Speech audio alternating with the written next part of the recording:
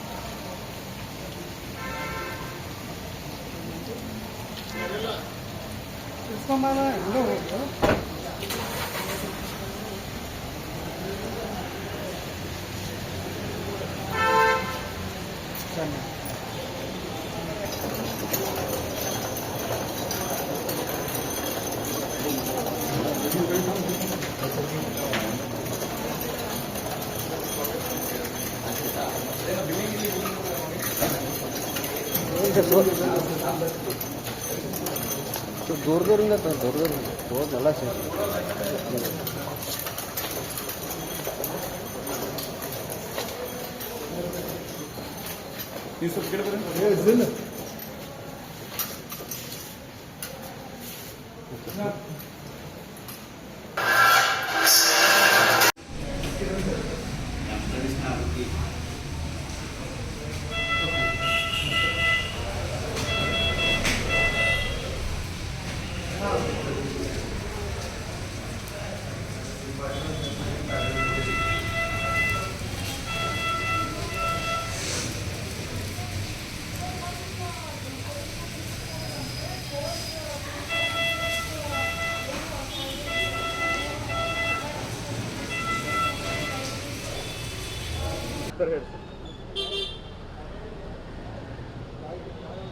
ಇವತ್ತು ಬೆಳಗ್ಗೆ ನಮ್ಮ ಕಿತ್ತೂರು ಪೊಲೀಸ್ ಠಾಣಾ ವ್ಯಾಪ್ತಿಯಲ್ಲಿ ನಮ್ಮ ಪೊಲೀಸರು ಆತ್ಮರಕ್ಷಣೆಗಾಗಿ ಗಾಳಿಯಲ್ಲಿ ಗುಂಡಾರಿಸಿ ಆಮೇಲೆ ಆರೋಪಿ ನಮ್ಮ ಪೊಲೀಸರ ಮೇಲೆ ಅಟ್ಯಾಕ್ ಮಾಡಿರ್ತಕ್ಕಂಥ ಸಂದರ್ಭದಲ್ಲಿ ತಮ್ಮ ಆತ್ಮರಕ್ಷಣೆಗಾಗಿ ಮತ್ತೊಂದು ಸುತ್ತಿನ ಗುಂಡನ್ನು ಆರೋಪಿತರ ಮೇಲೆ ಹಾರಿಸಬೇಕಂತ ಸಂದರ್ಭ ಬಂತು.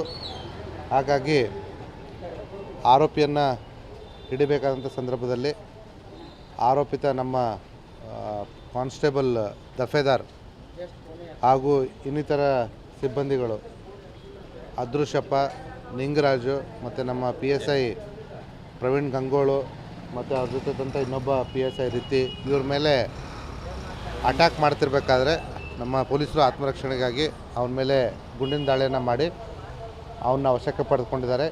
ಈಗಾಗಲೇ ನಮ್ಮ ಗಾಯಗೊಂಡಿರ್ತಕ್ಕಂಥ ಪೊಲೀಸರು ಮತ್ತು ಆರೋಪಿತನನ್ನು ನಾವು ಹೆಚ್ಚಿನ ಚಿಕಿತ್ಸೆಗೆ ಜಿಲ್ಲಾ ಆಸ್ಪತ್ರೆ ಅಂತ ಬಿಮ್ಸ್ಗೆ ಸೇರಿಸಿದ್ದೀವಿ.